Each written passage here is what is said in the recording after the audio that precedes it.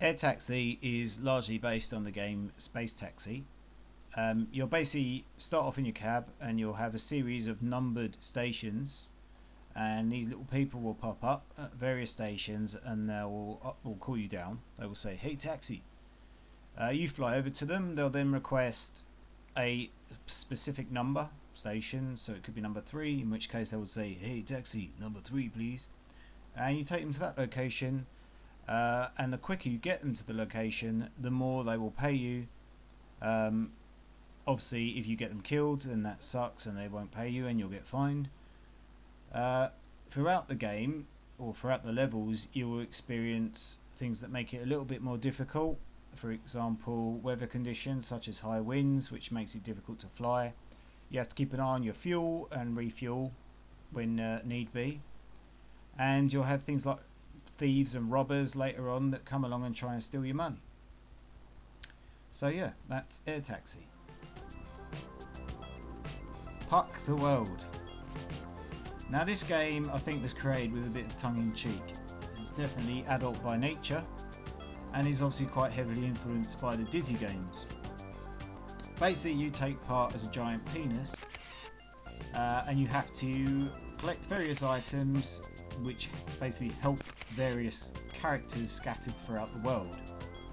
It's not quite as easy as that because there's various things in the world that will kill you, such as snakes and butterflies and all different kinds of things.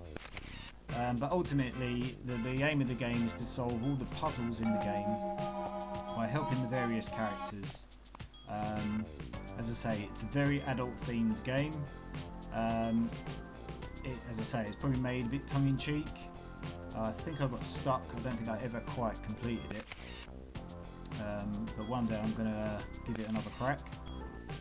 You can save your progress pretty much anywhere in the game, which is a plus. But yeah, I mean, this is probably not one for everybody, but it's certainly one that entertained me. Tetris Pro. Now this has to be one of my most favourite Tetris games. The music, the way the game plays, the ambience, it's just amazing.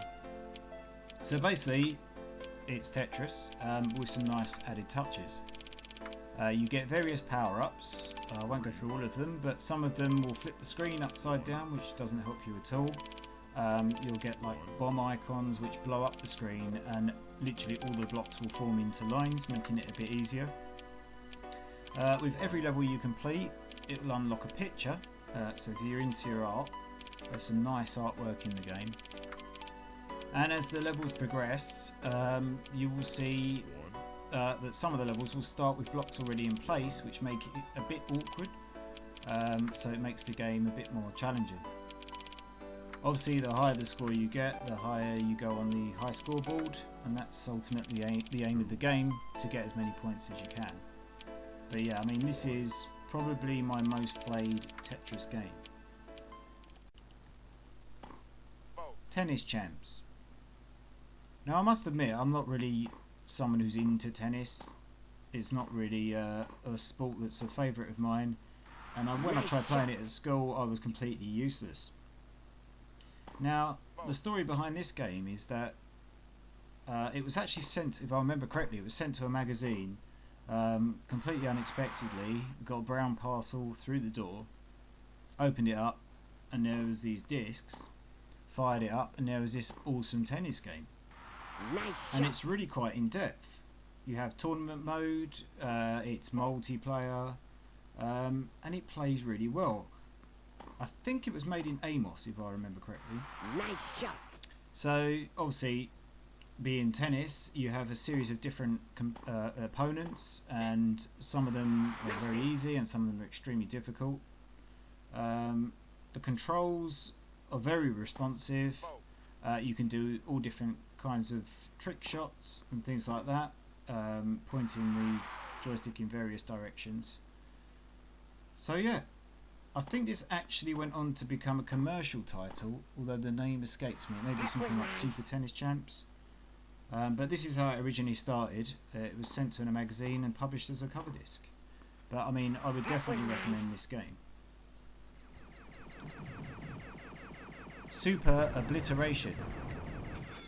Now picture the game Turrican and a hell of a lot of rocks. No, that doesn't give the game justice. Basically, this is a shooting game in which you have to shoot various bouncing rocks within each level. The game is fantastic, it plays well, the music is awesome, the sound effects are awesome. You basically collect various power-ups and progress through the levels. It's literally kind of like a cross between Turrican and Asteroids, I suppose. It's very challenging, and it is definitely worth a shot. Drip. Now Drip is one of these games with a very simple concept. There's two players, each one is in like a room, and basically there's water dripping down that is filling up your room, and so your job is to scoop the water up and then sneakily slip it into the next opponent's room so that he drowns and you don't. I mean, that's pretty much the game. It is extremely fun.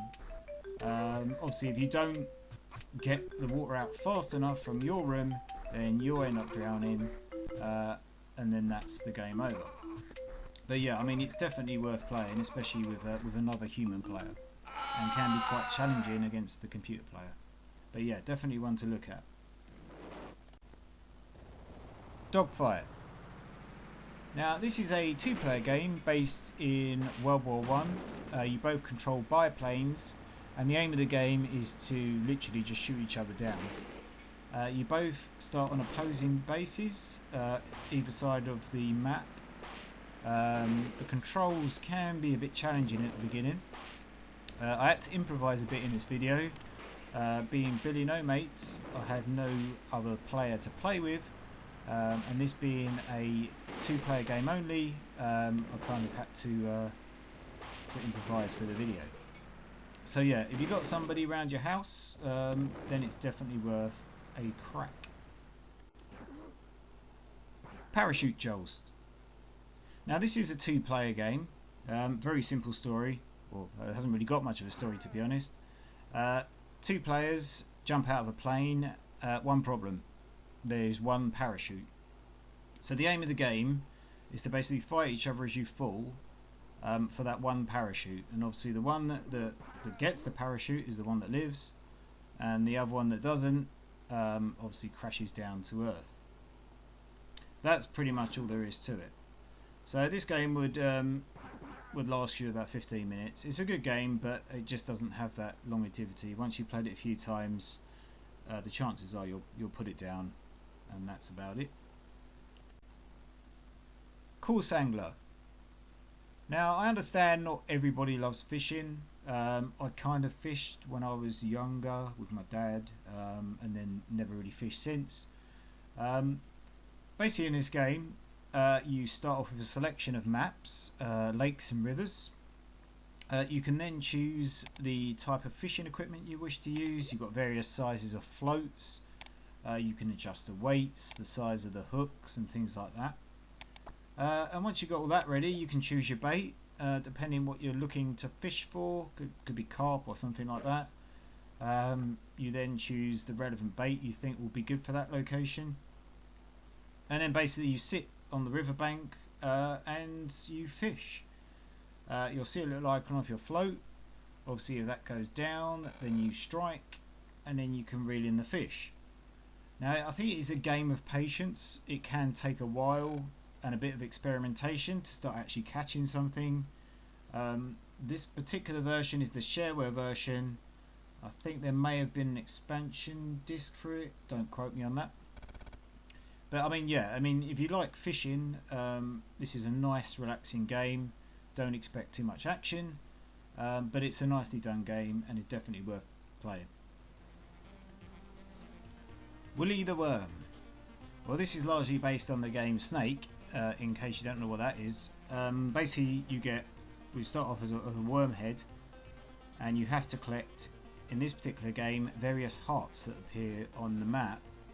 Each heart you collect extends your tail. The longer your tail, the more difficult it is to get around, because if you end up touching the other end of your tail with your head, the game's over.